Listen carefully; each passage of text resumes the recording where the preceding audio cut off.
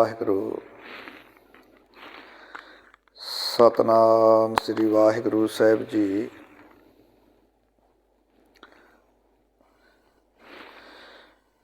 परम सन्मानयोग परम सत्कारयोग जुग जुग अटल चवर तख्त दे मालक वालिए कुल आलम गरीब नवाज शब्द गुरु जहरा जहूर हाजरा हजूर तख्त ते विराजमान दसो पातशाहियां दी जगदी जोत धन धन साहिब श्री गुरु ग्रंथ साहिब महाराज दी पावन पवित्र हजूरी दे अंदर सज बैठी गुरु रूप साध संगत जीओ, आओ मन बिरतियां नू एकागर करिए और जो आपां साहिब श्री गुरु ग्रंथ साहिब महाराज की पावन इलाही बाणी की लड़ीवार विचार कर रहे हाँ। आओ इस पावन विचार नू अगे प्रारंभ करिए जी। सतनाम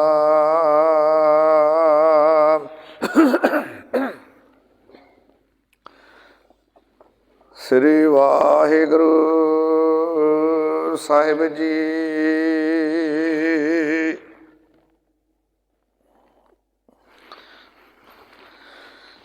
तेरे कवण कवण गुण कह कह गावा, तू साहिब गुणी निधाना।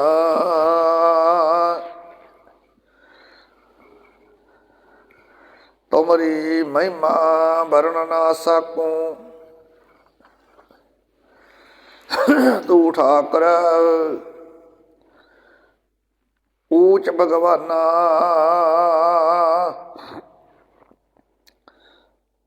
सतनाम श्री वाहिगुरू साहिब जी। सालोक महला चौथा। मैं मन तन प्रेम पिरम का, अठे पहर लगन। जन नानक कृपा धार प्रभ, सतगुर सुख वसन।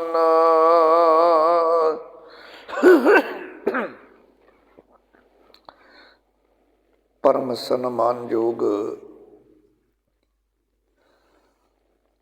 परम सत्कार योग गुरु रूप गुरु खालसा साध संगत जीओ, अज दे ये पावन पवित्र शब्द जिन्हां तो अज दी इस पावन विचार नूं प्रारंभ करना है। चौथे पातशाह साहिब श्री गुरु रामदास महाराज जी, उन्हां दे पावन पवित्र मखार बिंद तो उचारण होए ये पावन शब्द गौड़ी दी वार दे अंदर धन धन साहिब श्री गुरु ग्रंथ साहिब महाराज जियां दे पावन पवित्र मुकद्दस अंग 301 ਦੇ ਉੱਪਰ ਸੁਭਾਏਮਾਨ ਹਨ।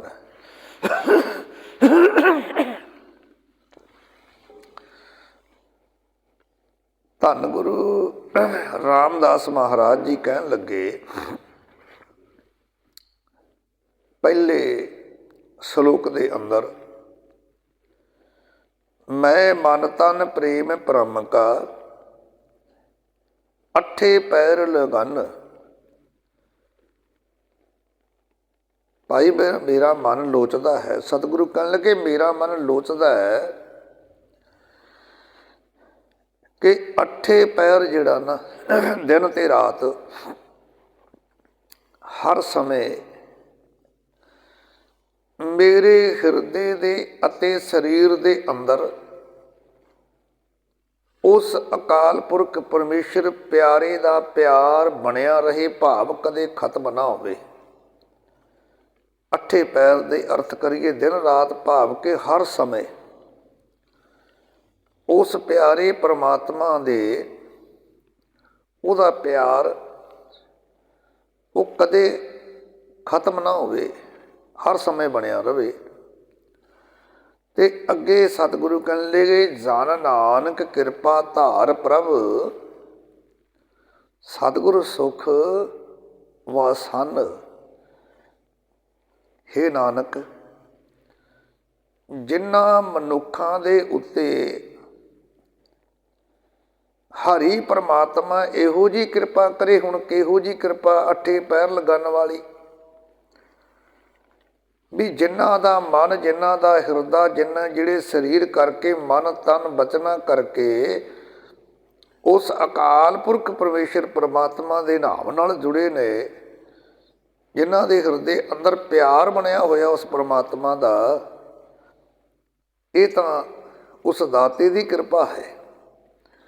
ਤੇ ਜਿਨ੍ਹਾਂ ਤੇ ਹਰੀ ਇਹੋ ਜਿਹੀ ਕਿਰਪਾ ਕਰਦਾ ਹੈ, ਸਤਿਗੁਰੂ ਕਹਿਣ ਲੱਗੇ ਉਹ ਸਤਿਗੁਰੂ ਦੇ ਬਖਸ਼ੇ ਹੋਏ ਸੁੱਖ ਵਿੱਚ ਸਦਾ ਫਿਰ ਵਸਦੇ ਨੇ, ਉਸ ਦੀਪ ਸੁਖੀ ਨੇ।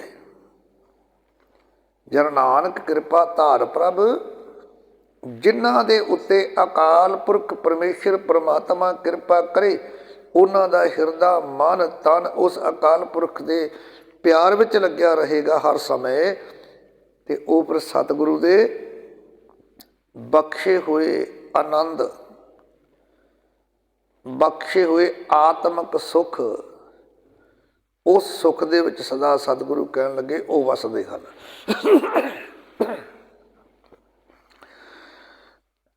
ਮਹੱਲਾ ਚੌਥਾ। ਅੱਗੇ ਸਤਿਗੁਰੂ ਧੰਨ ਗੁਰੂ ਰਾਮਦਾਸ ਮਹਾਰਾਜ ਜੀਆਂ ਨੇ ਕਿਰਪਾ ਕੀਤੀ। ਸਤਿਗੁਰੂ ਕਹਿਣ ਲੱਗੇ, ਜਿਸ ਜਿਨ ਅੰਦਰ ਪ੍ਰੀਤ ਪ੍ਰਮ ਕੀ, ਜਿਉ ਬੋਲਣ ਤਿਵੈ ਸੋਹਨ।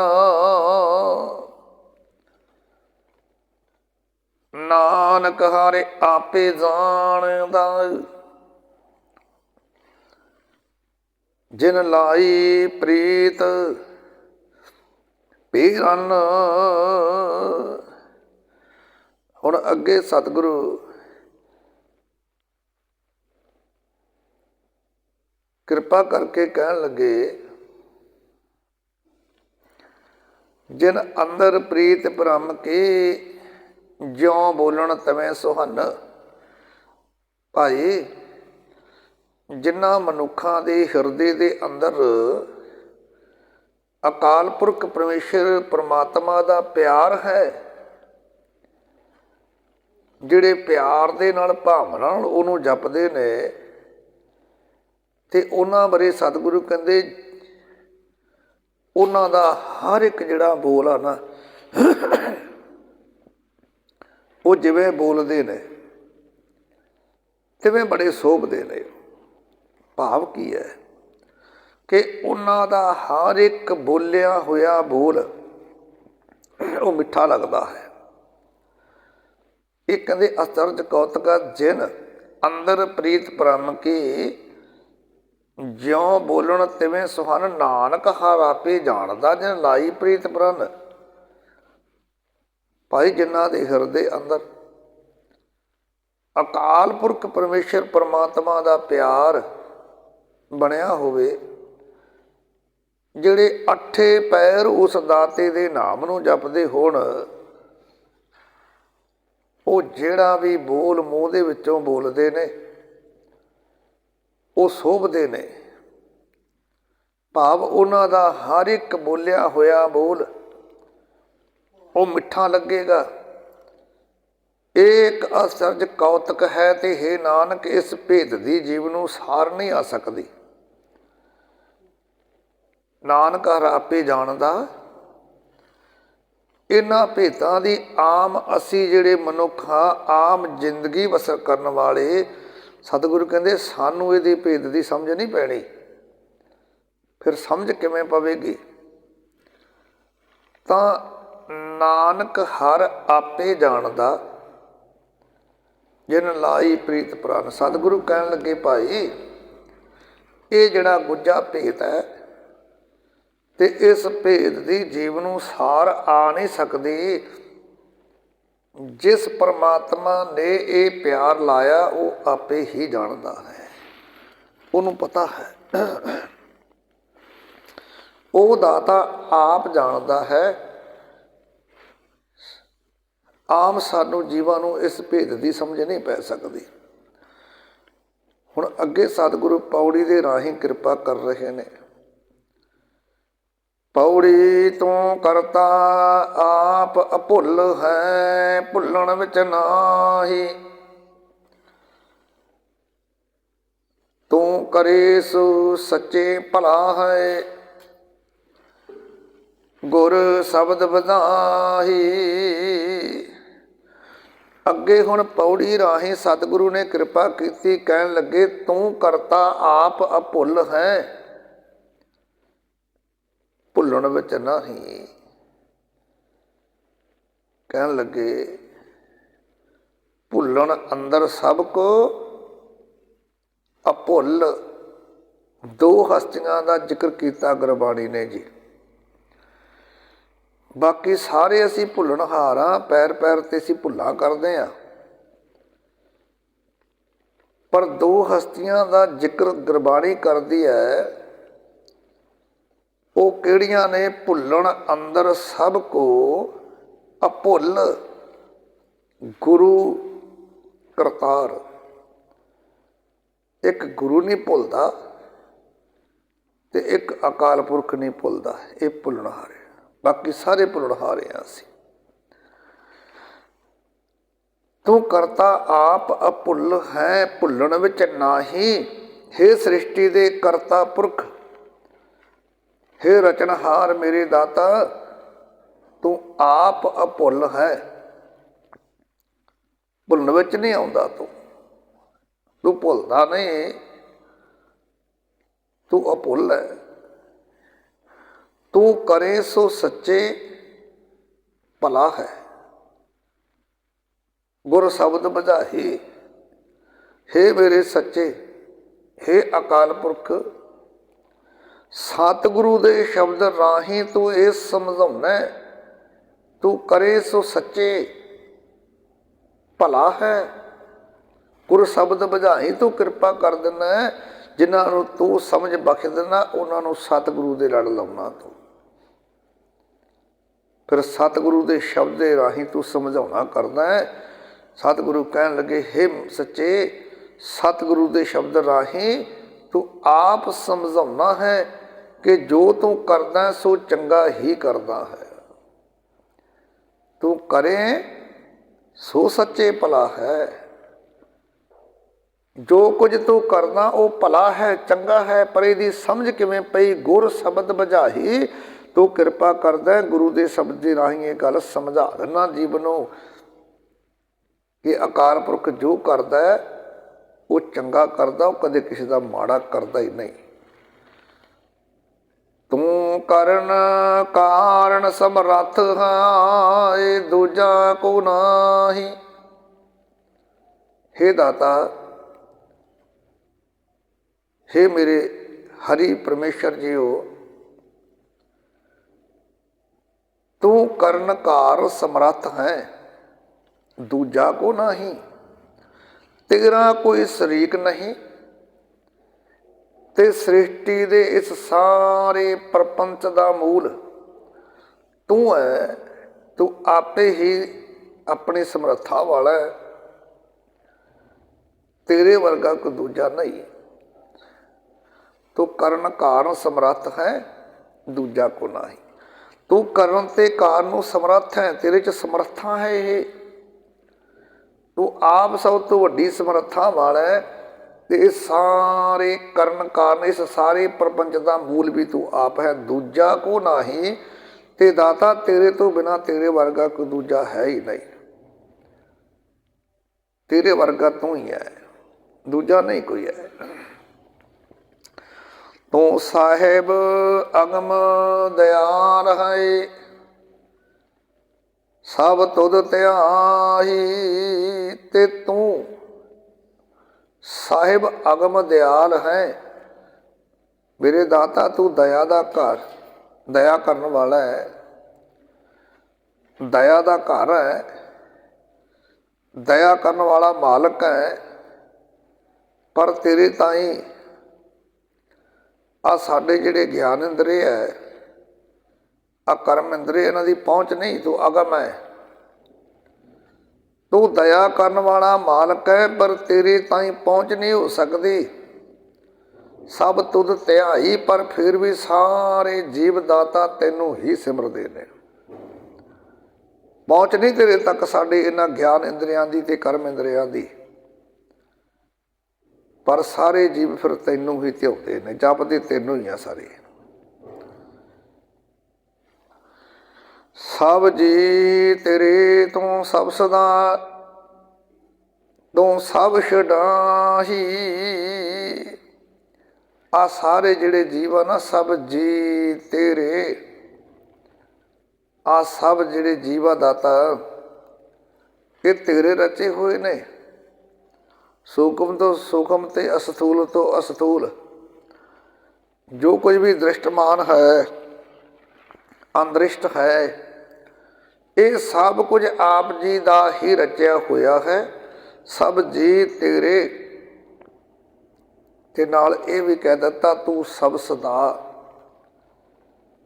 ये दाता आ सारे जिहड़े जीव जंतु तेरे रचे हुए है, ते तू सबना दा मालक भी तू आप है। ते तू सारियां नूं दुखां ते झोरियां तो आप बचाउण वाला, तू सब छडाही। आ दुखां तो, झोरियां तो, आत्मक मौत तो ते वकारां तो छडाउण वाला भी तू ही है। सारे जी तू पैदा करन वाला है, सारियां दा मालक तू, ते इन्हां दुखां झोरियां तो बचाउण वाला भी तुसी आप हो। सलोक महला चौथा। हुण साजन प्रेम संदेसरा, अखी तार लगन। गुर तुठा सज्जन मेलिया, जन नानक सुख सवन। सुन साजन प्रेम संदेसरा, अखी तार लगन। धन गुरु रामदास महाराज जी कहन लगे, सज्जन प्रभु का प्यार भरिया सुनेहा सुनिया कर। सुन साजन प्रेम संदेसरा, वो दाता तो प्रेम के सुनेहे भेजदा जी। सुनना या ना सुनना साडी मर्जी है। सतगुरु उस अकाल पुरख परमात्मा के सुनेहे नूं साडे तक पहुँचाउंदे ने। सतगुरु कृपा करते ने, विचोलगी का काम करते ने। हर दरगे का बसीठ, उस दाते की दरगाह की विचोलगी करनी, और उस दाते का प्रेम का भरिया होया सुनेहा साडे तक सतगुरु पहुँचाया गुरु ने गुरबाणी के राही। हुण सतगुरु कहंदे, सज्जणा ਉਸ ਸੱਜਣ ਪ੍ਰਭੂ ਦਾ ਪਿਆਰ ਭਰਿਆ ਸੁਨੇਹਾ ਸੁਣ, ਤੇ ਸੁਣ ਕੇ ਜਿਨ੍ਹਾਂ ਦੀਆਂ ਅੱਖਾਂ ਤਾਰ ਵਿੱਚ ਭਾਵ ਦੀਦਾਰ ਦੀ ਤਾਂਘ ਵਿੱਚ ਲੱਗ ਜਾਂਦੀਆਂ ਨੇ ਨਾ, ਸੁਣ ਸਾਜਨ ਪ੍ਰੇਮ ਸੰਦੇਸਰਾ, ਅੱਖੀਂ ਤਾਰ ਲਗਨ ਫਿਰ ਗੁਰ ਤੁਠੇ ਸੱਜਣ ਮਿਲਿਆ। ਜਨ ਨਾਨਕ ਸੁਖ ਸਵਨ। ਫਿਰ ਧਿਆਨ ਨਾਲ ਸੁਣਿਓ, ਸਤਿਗੁਰੂ ਧੰਨ ਗੁਰੂ ਰਾਮਦਾਸ ਮਹਾਰਾਜ ਜੀਆਂ ਨੇ ਨਦਰੇ ਕਰਮ ਕੀਤੀ ਤੇ ਕਿਰਪਾ ਕਰਕੇ ਕਹਿਣ ਲੱਗੇ, ਸੱਜਣ ਪ੍ਰਭੂ ਦਾ ਪਿਆਰ ਭਰਿਆ ਸੁਨੇਹਾ, ਪ੍ਰੇਮ ਸੰਦੇਸਰਾ, ਸੰਦੇਸ਼ ਸੁਨੇਹਾ ਪ੍ਰੇਮ ਪਿਆਰ ਦਾ ਭਰਿਆ ਹੋਇਆ ਸੱਜਣ, ਉਸ ਦਾਤੇ ਦਾ, ਉਸ ਪ੍ਰਭੂ ਦਾ ਪਿਆਰ ਭਰਿਆ ਸੁਨੇਹਾ ਸੁਣ ਕੇ ਅੱਖੀਂ ਤਾਰ ਲਗਨ। ਹੁਣ ਜਿਨ੍ਹਾਂ ਦੀਆਂ ਅੱਖਾਂ ਤਾਰ ਵਿੱਚ ਭਾਵ ਕੇ ਉਸ ਦਾਤੇ ਦੀ ਦੀਦਾਰ ਦੀ ਤਾਂਘ ਵਿੱਚ ਲੱਗ ਜਾਣ, ਗੁਰ ਤੁਠੇ ਸੱਜਣ ਮਿਲਿਆ, ਜਨ ਨਾਨਕ ਸੁਖ ਸਾਵਨ। ਸਤਿਗੁਰੂ ਕਹਿਣ ਲੱਗੇ, ਹੇ ਨਾਨਕ, ਗੁਰ ਤੁਠੇ, ਤੁਠੇ ਦੇ ਅਰਥ ਨੇ ਪ੍ਰਸੰਨ ਹੋ ਜਾਣਾ। ਕਹਿੰਦੇ ਫਿਰ ਗੁਰੂ ਨੇ ਪ੍ਰਸੰਨ ਹੋ ਕੇ ਉਹਨਾਂ ਨੂੰ ਸੱਜਣ ਮਿਲਾ ਦਿੱਤਾ, ਗੁਰ ਤੁਠੇ ਸੱਜਣ ਮਿਲਿਆ। ਭਾਈ ਫਿਰ ਗੁਰੂ ਤੁਰਠ ਜਾਂਦਾ ਹੈ, ਕਿਰਪਾ ਕਰ ਦਿੰਦਾ ਹੈ, ਕਿਉਂਕਿ ਗੁਰੂ ਨੇ ਸੁਨੇਹਾ ਦਿੱਤਾ ਸੀ, ਉਸ ਦਾਤੇ ਦਾ ਪਿਆਰ ਭਰਿਆ ਸੁਨੇਹਾ, ਉਹ ਪ੍ਰੇਮ ਸੰਦੇਸਰਾ ਸਾਡੇ ਤੱਕ ਪਹੁੰਚਾਇਆ। ਤੇ ਜਿਹਨੇ ਸੁਣਿਆ ਤੇ ਸੁਣ ਕੇ ਫਿਰ ਉਸ ਦਾਤੇ ਦੀ ਤਾਂਘ, ਉਹਦੇ ਦੀਦਾਰ ਦੀ ਤਾਂਘ ਪੈਦਾ ਹੋ ਗਈ, ਤਾਂ ਸਤਿਗੁਰੂ ਕਹਿਣ ਲੱਗੇ ਫਿਰ ਗੁਰੂ ਪ੍ਰਸੰਨ ਹੋ ਗਿਆ ਉਹਦੇ ਤੇ। ਇਹ ਹੁਣ ਗੁਰੂ ਨੂੰ ਪ੍ਰਸੰਨ ਕਰਨ ਦਾ ਢੰਗ ਆ ਨਾ, ਵੀ ਸਤਿਗੁਰੂ ਨੂੰ ਪ੍ਰਸੰਨ ਕਿਵੇਂ ਕਰੀਏ। ਤੇ ਸਤਿਗੁਰੂ ਨੂੰ ਪ੍ਰਸੰਨ ਕਰਨ ਦੇ ਲਈ ਸਾਨੂੰ ਸਤਿਗੁਰੂ ਦਾ ਦਿੱਤਾ ਹੋਇਆ ਸੁਨੇਹਾ ਪ੍ਰੇਮ ਭਰਿਆ ਸੰਦੇਸ਼, ਇਹ ਸਾਨੂੰ ਸਾਡੇ ਹਿਰਦੇ ਅੰਦਰ ਵਸਾਉਣਾ ਪਵੇਗਾ। ਤੇ ਉਸ ਦਾਤੇ ਦੇ ਦੀਦਾਰ ਦੀ ਤਾਂਘ ਵਿੱਚ ਸਾਡੀਆਂ ਅੱਖਾਂ ਜਿਹੜੀਆਂ ਨੇ, ਦੀਦਲੇ ਜਿਹੜੇ ਸਾਡੇ ਨੇ ਨਾ, ਇਹ ਜੁੜ ਜਾਣ। ਫਿਰ ਸਤਿਗੁਰੂ ਪ੍ਰਸੰਨ ਹੁੰਦੇ ਨੇ। ਗੁਰ ਤੁਠੇ, ਤੁਠ ਗਿਆ ਗੁਰੂ, ਪ੍ਰਸੰਨ ਹੋ ਗਿਆ। ਤੇ ਜਦੋਂ ਸਤਿਗੁਰੂ ਪ੍ਰਸੰਨ ਹੋਵੇਗਾ ਤੇ ਉਹਦੀ ਨਿਸ਼ਾਨੀ ਕੀ? ਫਿਰ ਸੱਜਣ ਮਿਲਿਆ। ਕਹਿੰਦੇ ਉਹਨਾਂ ਨੇ ਫਿਰ ਸੱਜਣ ਪ੍ਰਭੂ ਮਿਲਾ ਦਿੱਤਾ। ਤੇ ਜਿਨ੍ਹਾਂ ਨੂੰ ਸੱਜਣ ਪ੍ਰਭੂ ਮਿਲ ਜਾਵੇ, ਜਨ ਨਾਨਕ ਸੁਖ ਸਵਨ, ਉਹ ਪਰ ਸੁੱਖ ਵਿੱਚ ਟਿਕੇ ਰਹਿੰਦੇ ਨੇ। ਜਿਨ੍ਹਾਂ ਤੇ ਗੁਰੂ ਪ੍ਰਸੰਨ ਹੋਵੇ, ਗੁਰੂ ਕਿਰਪਾ ਕਰਕੇ ਸੱਜਣ ਪਰਮੇਸ਼ਰ ਪਰਮਾਤਮਾ ਮਿਲਾ ਦਿੰਦਾ ਹੈ।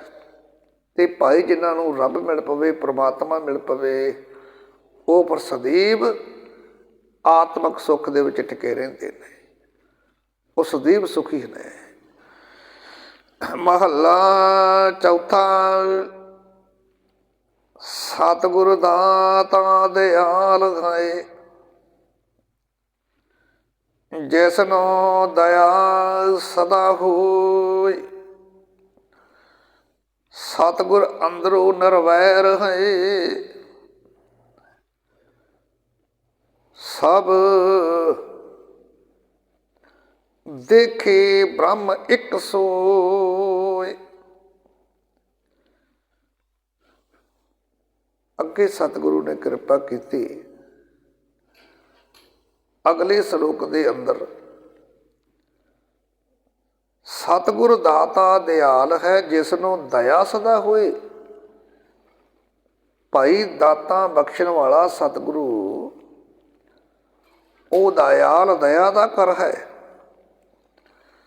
ਉਹਦੇ ਹਿਰਦੇ ਵਿੱਚ ਸਦਾ ਦਇਆ ਹੀ ਦਇਆ ਹੈ। ਸਤਿਗੁਰੂ ਦਾਤਾ ਹੈ, ਦਇਆ ਦਾ ਘਰ ਹੈ, ਜਿਸ ਨੂੰ ਦਇਆ ਸਦਾ ਹੋਏ। ਤੇ ਭਾਈ ਸਤਿਗੁਰੂ ਦੇ ਹਿਰਦੇ 'ਚ ਤਾਂ ਸਦੀਵ ਦਇਆ ਹੀ ਦਇਆ ਹੈ।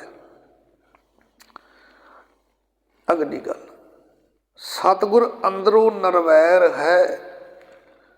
ਹੁਣ ਇੱਕ ਗੱਲ ਇਹ ਵੀ ਸਮਝਣੀ ਪਵੇਗੀ ਵੀ ਜਿਹੜਾ ਅੰਦਰੋਂ ਦਇਆਵਾਨ ਨਹੀਂ ਹੋਵੇਗਾ, ਅੰਦਰੋਂ ਕਠੋਰ ਹੋਵੇਗਾ, ਉਹ ਕਦੇ ਨਿਰਵੈਰ ਨਹੀਂ ਹੋ ਸਕਦਾ। ਉਹ ਕਈਆਂ ਦਾ ਵੈਰੀ ਹੋਵੇਗਾ, ਕਈ ਉਹਦੇ ਵੈਰੀ ਹੋਣਗੇ। ਇਹ ਤਿੰਨ ਜਿਹੜੇ ਨਾ ਸਟੈਪ ਆ, ਧਰਮ, ਦਇਆ ਤੇ ਅੱਗੇ ਮਿੱਤਰ ਭਾਵ ਤੇ ਨਿਰਵੈਰਤਾ। ਜਿਹੜਾ ਧਰਮੀ ਹੋਵੇਗਾ ਉਹ ਦਇਆਵਾਨ ਵੀ ਹੋਵੇਗਾ, ਜਿਹੜਾ ਦਇਆਵਾਨ ਹੋਵੇਗਾ ਉਹ ਨਿਰਵੈਰ ਹੋਵੇਗਾ। ਉਹਦਾ ਵੈਰੀ ਕੋਈ ਨਹੀਂ ਤੇ ਉਹ ਕਿਸੇ ਦਾ ਵੈਰੀ ਨਹੀਂ ਬਣਦਾ। ਤਾਂ ਇਸ ਕਰਕੇ ਸਤਿਗੁਰੂ ਕਹਿਣ ਲੱਗੇ, ਸਤਿਗੁਰ ਦਾਤਾ ਦਇਆਲ ਹੈ, ਸਤਿਗੁਰੂ ਦਇਆ ਦਾ ਘਰ ਹੈ, ਉਹਨੂੰ ਸਦੀਵ ਦਇਆ ਹੈ, ਹਰ ਇੱਕ ਤੇ ਦਇਆ ਕਰਨ ਵਾਲਾ ਹੈ। ਤੇ ਇੰਨਾ ਹੀ ਨਹੀਂ, ਸਤਿਗੁਰ ਅੰਦਰੋਂ ਨਿਰਵੈਰ ਹੈ। ਸਭ ਦੇਖੇ ਬ੍ਰਹਮ ਇੱਕ ਸੋਏ। ਭਾਈ ਸਤਿਗੁਰੂ ਦੇ ਹਿਰਦੇ ਵਿੱਚ ਕਿਸੇ ਨਾਲ ਵੈਰ ਨਹੀਂ, ਸਤਿਗੁਰੂ ਕਿਸੇ ਨਾਲ ਵੈਰ ਨਹੀਂ ਕਰਦਾ। ਉਹ ਸਭ ਥਾਈਂ ਇੱਕ ਅਕਾਲ ਪੁਰਖ ਪਰਮੇਸ਼ਰ ਪਰਮਾਤਮਾ ਨੂੰ ਹੀ ਵੇਖ ਰਿਹਾ ਹੈ। ਸਭ ਦੇਖੇ ਬ੍ਰਹਮ ਇੱਕ ਸੋਏ। ਸਤਿਗੁਰੂ ਤਾਂ ਭਾਈ ਜਿੱਥੇ ਵੀ ਨਜ਼ਰ ਮਾਰਦੇ ਉਹਨਾਂ ਨੂੰ ਰੱਬ ਹੀ ਨਜ਼ਰ ਆਉਂਦਾ ਹੈ। ਉਹ ਬ੍ਰਹਮ, ਉਹ ਅਕਾਲ ਪੁਰਖ ਪਰਮਾਤਮਾ ਹੀ ਨਜ਼ਰ ਆਉਂਦਾ ਹੈ। ਇਸ ਲਈ ਉਹ ਵੈਰ ਫਿਰ ਕਿਸ ਦੇ ਨਾਲ ਕਰਨ, ਕਿਉਂਕਿ ਜਦੋਂ ਹਰੇਕ 'ਚ ਰੱਬ ਨਜ਼ਰ ਆਵੇਗਾ ਤੇ ਵੈਰ ਕਿਹਦੇ ਨਾਲ ਕਰਨਾ, ਫਿਰ ਵੈਰ ਰੱਬ ਨਾਲ ਕਰਨਾ। ਇਸ ਕਰਕੇ ਸਤਿਗੁਰੂ ਕਹਿਣ ਲੱਗੇ, ਸਤਿਗੁਰੂ ਦਇਆ ਦਾ ਘਰ ਹੈ, ਸਤਿਗੁਰੂ ਦੇ ਹਿਰਦੇ ਅੰਦਰ ਸਦੀਵ ਦਇਆ ਹੈ, ਨਿਰਵੈਰ ਹੈ, ਉਹ ਕਦੇ ਕਿਸੇ ਨਾਲ ਵੈਰ ਨਹੀਂ ਕਰਦਾ। ਸਾਹਿਬ ਹਰੇਕ ਥਾਂ ਤੇ ਉਸ ਰੱਬ ਨੂੰ ਵੇਖਦਾ ਹੈ। ਪਰ ਅੱਗੇ ਸਤਿਗੁਰੂ ਕਹਿਣ ਲੱਗੇ, ਨਿਰਵੈਰੇ ਨਾਲ ਜੇ ਵੈਰ ਚਲਾਏ ਦੇ,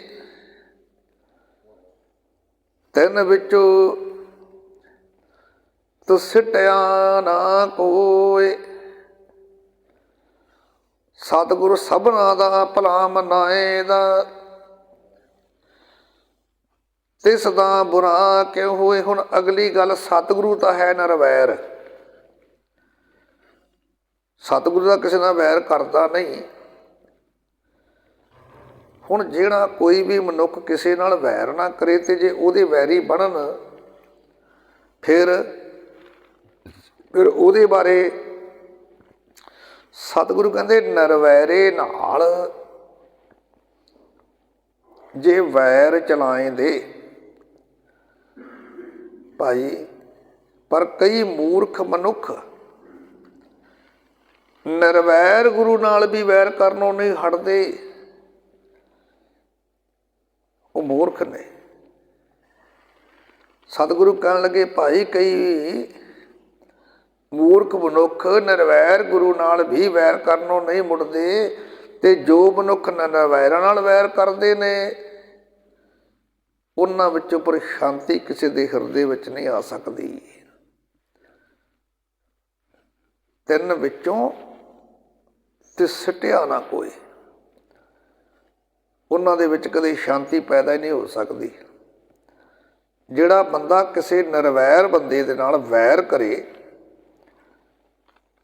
ਜਿਹੜਾ ਕਦੇ ਕਿਸੇ ਦਾ ਬੁਰਾ ਨਹੀਂ ਮਨਾਉਂਦਾ, ਬੁਰਾ ਕਰਦਾ ਨਹੀਂ, ਤੇ ਜੇ ਉਹਦਾ ਕੋਈ ਬੁਰਾ ਕਰੇ, ਉਹਦੇ ਨਾਲ ਵੈਰ ਕਰੇ, ਤੇ ਸਤਿਗੁਰੂ ਕਹਿਣ ਲੱਗੇ, ਤਿੰਨ ਵਿੱਚੋਂ ਉਹਨਾਂ ਦੇ ਹਿਰਦੇ ਵਿੱਚੋਂ ਸਿੱਟਿਆ ਨਾ ਕੋਈ, ਕਦੇ ਸ਼ਾਂਤੀ ਪੈਦਾ ਹੀ ਨਹੀਂ ਹੋ ਸਕਦੀ ਉਹਨਾਂ ਦੇ ਹਿਰਦੇ 'ਚ ਕਦੇ। ਉਹ ਸਦੀਵ ਕਾਲ ਵੈਰ ਤੇ ਵਿਰੋਧ ਤੇ ਵਿਕਾਰਾਂ ਦੀ ਅੱਗ ਦੇ ਵਿੱਚ ਸੜਦੇ ਰਹਿ ਜਾਂਦੇ ਨੇ। ਪਰ ਅੱਗੇ ਕਹਿੰਦੇ, ਸਤਿਗੁਰ ਸਭਨਾ ਦਾ ਭਲਾ ਮਨਾਏ ਦਾ, ਤਿਸ ਦਾ ਬੁਰਾ ਕਿਉ ਹੋਏ। ਪਰ ਕਹਿੰਦੇ ਸਤਿਗੁਰੂ ਤਾਂ ਕਿਸੇ ਦਾ ਬੁਰਾ ਕਰਦਾ ਹੀ ਨਹੀਂ। ਕਿਉਂ? ਕਿਉਂਕਿ ਸਤਿਗੁਰੂ ਤਾਂ ਸਾਰਿਆਂ ਦਾ ਭਲਾ ਸੋਚਦਾ ਹੈ। ਸਤਿਗੁਰੂ ਸਾਰਿਆਂ ਦਾ ਭਲਾ ਸੋਚਣ ਵਾਲੇ ਨੇ। ਸਤਿਗੁਰੂ ਨੂੰ ਸਤਿਗੁਰੂ ਕਹਿਣ ਲੱਗੇ, ਭਾਈ ਸਤਿਗੁਰੂ ਸਭਨਾਂ ਦਾ ਭਲਾ ਮਨਾਏ ਦਾ, ਤਿਸ ਦਾ ਬੁਰਾ ਕਿਉ ਹੋਏ। ਕਹਿੰਦੇ ਕਰੀ ਜਾਣ ਵੈਰ, ਕਰਨ। ਜੋ ਮਨੁੱਖ ਨਿਰਵੈਰਾਂ ਨਾਲ ਵੈਰ ਕਰਦੇ ਨੇ ਉਹਨਾਂ ਵਿੱਚੋਂ ਸ਼ਾਂਤੀ ਕਦੇ ਨਹੀਂ ਕਿਸੇ ਦੇ ਹਿਰਦੇ ਵਿੱਚ ਆ ਸਕਦੀ। ਉਹ ਸਦੀਵ ਕਾਲ ਵੈਰ ਦੀ ਅੱਗ, ਵਿਕਾਰਾਂ ਦੀ ਅੱਗ ਵਿੱਚ ਸੜਦੇ ਨੇ, ਭਾਵ ਕਿ ਉਹ ਸਦਾ ਦੁਖੀ ਰਹਿੰਦੇ ਨੇ। ਤੇ ਸਤਿਗੁਰੂ ਦਾ ਬੁਰਾ ਤਾਂ ਹੋ ਹੀ ਨਹੀਂ ਸਕਦਾ। ਕਿਉਂ ਨਹੀਂ ਹੋ ਸਕਦਾ? ਕਿਉਂਕਿ ਉਹ ਸਭਨਾਂ ਦਾ ਭਲਾ ਸੋਚਣ ਵਾਲਾ। ਜਿਹੜਾ ਸਾਰਿਆਂ ਦਾ ਭਲਾ ਸੋਚੇ ਉਹਦਾ ਬੁਰਾ ਕਿਵੇਂ ਹੋਵੇਗਾ? ਮੰਗੀ ਜਾਣ ਬੁਰਾ ਉਹਦਾ, ਕਰੀ ਜਾਣ ਵੈਰ ਉਹਦੇ ਨਾਲ, ਕੀ ਫਰਕ ਪੈਂਦਾ ਹੈ? ਸਤਿਗੁਰੂ ਕਹਿੰਦੇ ਉਹਨਾਂ ਦਾ ਕਦੇ ਬੁਰਾ ਤਾਂ ਹੋ ਹੀ ਨਹੀਂ ਸਕਣਾ। ਕਿਉਂ? ਕਿਉਂਕਿ ਉਹ ਸਭਨਾਂ ਦਾ ਭਲਾ ਜੋ ਸੋਚਦੇ ਨੇ। ਜਿਸ ਭਾਵਨਾ ਨਾਲ ਕੋਈ ਜੀਵ ਸਤਿਗੁਰੂ ਪਾਸ ਜਾਵੇ, ਅਗਲੀ ਗੱਲ, ਸਤਿਗੁਰ ਨੂੰ ਜਿਹਾ ਕੋ ਇੱਛਦਾ। ਹੁਣ ਇੱਥੇ ਅਸੀਂ ਆਏ ਹਾਂ ਜੀ, ਹੁਣ ਜਿਹੋ ਜਿਹੀ ਭਾਵਨਾ ਲੈ ਕੇ ਆਵਾਂਗੇ ਫਲ ਤਾਂ ਉਹੋ ਜਿਹਾ ਹੀ ਪ੍ਰਾਪਤ ਹੋਣਾ ਹੈ। ਜਿਹੋ ਜਿਹੀ ਭਾਵਨਾ, ਜੇ ਸਤਿਗੁਰ ਨੂੰ ਜਿਹਾ ਕੋ ਇੱਛਦਾ ਤੇਹਾ ਫਲ ਪਾਏ ਕੋਏ। ਕਹਿਣ ਲੱਗੇ ਭਾਈ ਜਿਸ ਭਾਵਨਾ ਦੇ ਨਾਲ ਕੋਈ ਜੀਵ ਸਤਿਗੁਰੂ ਜੀ ਦੇ ਪਾਸ ਜਾਂਦਾ ਹੈ, ਬਸ ਕਹਿੰਦੇ ਉਸ ਨੂੰ ਉਹੋ ਜਿਹਾ ਫਲ ਮਿਲ ਜਾਂਦਾ ਹੈ। ਹੁਣ ਜੇ ਕੋਈ ਸਤਿਗੁਰੂ ਦਾ ਜਾਂ ਸਤਿਗੁਰੂ ਦੇ ਪਿਆਰਿਆਂ ਨਾਲ ਕੋਈ ਵੈਰ ਦੀ ਭਾਵਨਾ ਲੈ ਕੇ ਆਵੇ ਤੇ ਉਹਨੂੰ ਫਲ ਉਹੋ ਜਿਹਾ ਮਿਲਣਾ ਹੈ। ਜੇ ਕੋਈ ਸ਼ਰਧਾ ਭਾਵਨਾ ਲੈ ਕੇ ਆਵੇ ਤੇ ਉਹਨੂੰ ਫਲ ਉਹੋ ਜਿਹਾ ਪ੍ਰਾਪਤ ਹੋਵੇਗਾ। ਸਤਿਗੁਰੂ ਕਹਿੰਦੇ ਇਹ ਤਾਂ ਸਤਿਗੁਰੂ ਦਾ ਘਰ ਹੈ। ਜਿਹੋ ਜਿਹਾ ਤੁਸੀਂ ਭਾਵਨਾ ਲੈ ਕੇ ਆਓਗੇ ਉਹੋ ਜਿਹਾ ਫਲ ਪਾ ਲਵੋਗੇ। ਤਾਂ ਅੱਗੇ ਸਤਿਗੁਰੂ ਕਹਿੰਦੇ ਨਾਨਕ ਕਰਤਾ ਸਭ ਕੁਛ ਜਾਣਦਾ। ਉਹ ਜਾਣੀ ਜਾਣਾ ਜੀ, ਅੰਤਰਜਾਮੀ ਹੈ। ਜਿੱਦੋਂ ਜਿਹਦੇ ਤੋਂ ਕਿਛ ਕੋਈ ਵੀ ਗੱਲ ਗੁੱਝਾ ਗੁੱਝੀ ਨਹੀਂ ਰਹਿ ਸਕਦੀ। ਨਾਨਕ ਕਰਤਾ ਸਭ ਕੁਛ ਜਾਣਦਾ, ਜਿੱਦੋਂ ਕੁਛ ਗੁੱਝਾ ਨਾ ਹੋਏ। ਕਹਿਣ ਲੱਗੇ ਭਾਈ ਕਿਉਂਕਿ ਜਿਹੜਾ ਰਚਨਹਾਰ ਪ੍ਰਮਾਤਮਾ ਨਾ, ਉਹ ਦਾਤਾ ਹਰ ਇੱਕ ਗੱਲ ਨੂੰ ਸਮਝਣ ਵਾਲਾ, ਜਾਣਨ ਵਾਲਾ। ਉਹਦੇ ਤੇ ਕੋਈ ਗੱਲ ਗੁੱਝੀ ਰਹਿ ਨਹੀਂ ਸਕਦੀ। ਉਹਦੇ ਤੋਂ ਕਿਹੜੀ ਗੱਲ ਗੁੱਝੀ ਰੱਖਾਂਗੇ ਅਸੀਂ? ਕਰਤਾ ਸਭ ਕਿਸੇ ਜਾਣਦਾ। ਉਹ ਕਰਤਾ ਪੁਰਖ, ਅਕਾਲ ਪੁਰਖ, ਰਚਨਹਾਰ ਪ੍ਰਮਾਤਮਾ। ਉਹਦੇ ਪਾਸੋਂ ਕੋਈ ਵੀ ਗੱਲ ਐਸੀ ਨਹੀਂ ਜਿਹੜੀ ਅਸੀਂ ਗੁੱਝੀ ਰੱਖ ਸਕੀਏ। ਇੱਥੋਂ ਤੱਕ ਵਿਦਵਾਨਾਂ ਨੇ ਤੇ ਗੁਰੂ ਸਾਹਿਬ ਜੀ ਨੇ ਇਹ ਗੱਲ ਸਾਨੂੰ ਸਮਝਾਈ ਕਿ ਭਲਿਆ ਉਹ ਸ਼ਬਦ, ਉਹ ਗੱਲ, ਉਹ ਫੁਰਨੇ ਜਿਹੜੇ ਤੇਰੀ ਜ਼ਬਾਨ 'ਤੇ ਨਹੀਂ ਨਾ ਆਏ, ਬੋਲ ਨਹੀਂ ਬਣੇ, ਜਿਹੜੇ ਤੂੰ ਕਿਸੇ ਨੂੰ ਦੱਸੇ ਨਹੀਂ, ਕੇਵਲ ਤੇਰੇ ਮਨ ਦੇ ਫੁਰਨੇ ਨੇ। ਉਹ ਤੇਰੇ ਫੁਰਨਿਆਂ ਨੂੰ ਵੀ ਜਾਣਦਾ ਹੈ ਵੀ ਇਹਨੇ ਮਨ ਵਿੱਚ ਕੀ ਸੋਚਿਆ ਹੈ, ਇਹਦੇ ਮਨ ਵਿੱਚ ਕੀ ਹੈ, ਇਹਦੇ ਬਾਹਰ ਕੀ ਹੈ। ਤਾਂ ਇਸ ਕਰਕੇ ਸਤਿਗੁਰੂ ਕਹਿਣ ਲੱਗੇ ਭਾਈ ਉਹ ਜਿਹੜਾ ਪ੍ਰਮਾਤਮਾ ਨਾਨਕ ਕਰਤਾ ਸਭ ਕਿਸ ਜਾਣਦਾ, ਜਿੱਦੋਂ ਕੁਛ ਗੁੱਝਾ ਨਾ ਹੋਏ। ਹੇ ਨਾਨਕ ਉਹ ਕਰਤਾ ਪੁਰਖ ਰਚਨਹਾਰ ਪ੍ਰਮਾਤਮਾ, ਉਹ ਘੱਟ ਘੱਟ ਦੀ ਜਾਣਨਹਾਰ ਤੇ ਦਿਨਾਂ ਦੀਆਂ ਜਾਣਨ ਵਾਲਾ ਅੰਤਰਜਾਮੀ ਸੁਜਾਨ ਹੈ। ਫਿਰ ਉਹਦੇ ਤੋਂ ਕਿੱਥੇ ਉੱਲਾ ਰੱਖ ਲਾਂਗੇ? ਉਹਦੇ ਤੋਂ ਕੋਈ ਵੀ ਗੱਲ ਛੁਪਾਈ ਨਹੀਂ ਜਾ ਸਕਦੀ। ਉਹ ਅੰਦਰਲੀ ਤੇ ਬਾਹਰਲੀਆਂ ਸਾਰੀਆਂ ਜਾਣਦਾ ਹੈ। ਪੌੜੀ ਜਿਸਨੂੰ ਸਾਹਿਬ ਵੱਡਾ ਕਰੇ, ਸੋਈ ਵੱਡ ਜਾਣੀ। ਜਿਸ ਸਾਹਿਬ ਭਾਵੇ ਤਿਸ ਬਖਸ਼ ਲਏ, ਸੋ ਸਾਹਿਬ ਮਨ ਭਾਣੀ। ਜੇ ਕੋ ਉਸ ਦੀ ਰੀਸ ਕਰੇ, ਸੋ ਮੂੜ ਅਜਾਣੀ। ਜਿਸਨੂੰ ਸਤਿਗੁਰ ਮੇਲੇ, ਸੋ ਗੁਣ ਰਵਾ ਇਹ ਗੁਣ ਆਖ ਬਖਾਣੀ। ਨਾਨਕ ਸੱਚਾ ਸੱਚ ਹੈ, ਬੁੱਝ ਸੱਚ ਸਮਾਣੀ। ਅੱਗੇ ਸਤਿਗੁਰੂ ਕਿਰਪਾ ਕਰਕੇ ਪੌੜੀ ਦੇ ਰਾਹੀਂ ਸਮਝਾਉਣ ਲੱਗੇ, ਭਾਈ ਜਿਸਨੂੰ ਸਾਹਿਬ ਵੱਡਾ ਕਰੇ ਸੋਈ ਵੱਡ ਜਾਣੀ। ਕਹਿੰਦੇ ਹੁਣ ਜਿਹਦੇ ਉੱਤੇ ਉਹ ਦਾਤਾ ਅਕਾਲ ਪੁਰਖ ਪਰਮੇਸ਼ਰ ਪਰਮਾਤਮਾ ਆਪ ਨਦਰੇ ਕਰਮ ਕਰੇ, ਜਿਸ ਜੀਵ ਰੂਪ ਇਸਤਰੀ ਨੂੰ ਮਾਲਕ ਪ੍ਰਭੂ ਵਡਿਆਈ ਬਖਸ਼ੇ ਨਾ, ਵੱਡਾ ਕਰੇ ਜਿਹਨੂੰ, ਜਿਸ ਨੂੰ ਸਾਹਿਬ ਵੱਡਾ ਕਰੇ ਸੋਈ ਵੱਡ ਜਾਣੀ। ਕਹਿੰਦੇ ਅਸਲ ਵਿੱਚ ਉਹਨੂੰ ਵੱਡਾ ਸਮਝਣਿਆ ਕਰੋ। ਇਹ ਦਾਤਾਂ ਉਹਦੀਆਂ ਨੇ।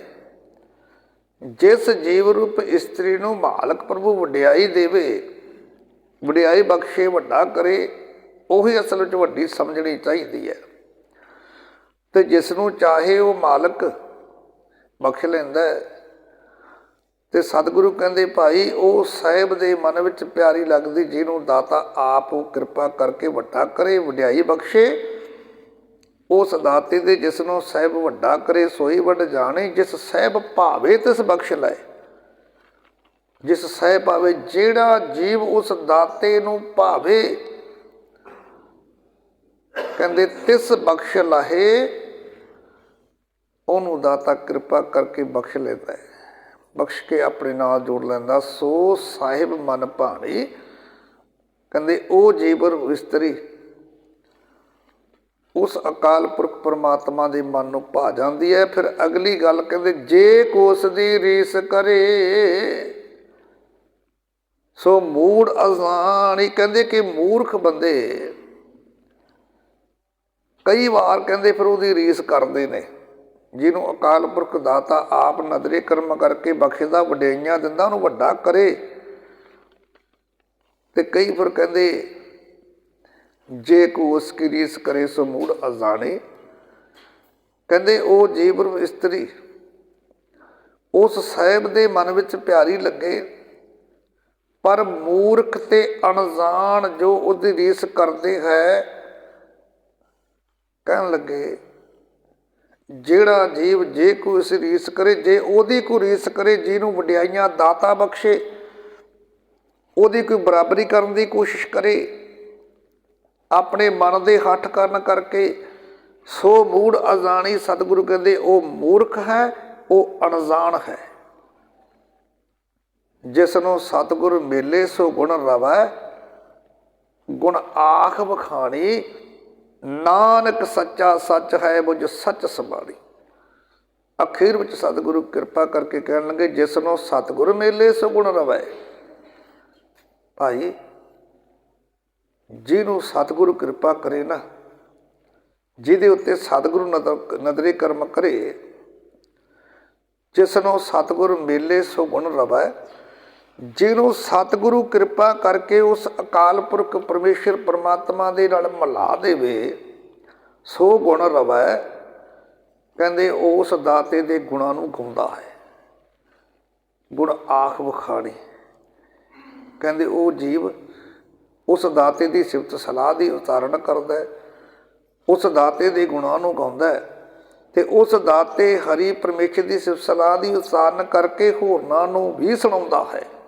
ਗੁਣ ਆਖ ਵਖਾਣੀ, ਆਪ ਆਖਣੇ ਭਾਵ ਕੇ ਆਪ ਜਪਣੇ ਤੇ ਹੋਰਨਾਂ ਨੂੰ ਜਪਾਉਣੇ। ਨਾਨਕ ਸੱਚਾ ਸੱਚ ਹੈ, ਬੁਝ ਸੱਚ ਸਮਾਣੀ। ਹੈ ਨਾਨਕ ਉਹ ਅਕਾਲ ਪੁਰਖ ਦਾਤਾ ਸਦਾ ਸੱਚ ਹੈ, ਉਹ ਸਦੀਵ ਕਾਲ ਰਹਿਣ ਵਾਲਾ ਹੈ, ਸੱਚਾ ਸੱਚ ਹੈ।